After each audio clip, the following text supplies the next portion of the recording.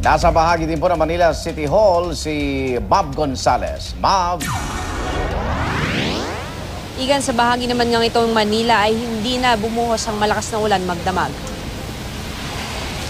Mula hating gabi hindi na umulan ng malakas sa Kalakhang, Maynila. Kaya naman ang mga kalsadang karaniwang nilulubog ng baha, basa na lang ng kaunti dahil sa paambon-ambon. Ngunit bilang pag-iingat, inanunsyo na ni Mayor Joseph Estrada na walang pasok sa elementarya ang parehong private at public schools dito sa Maynila.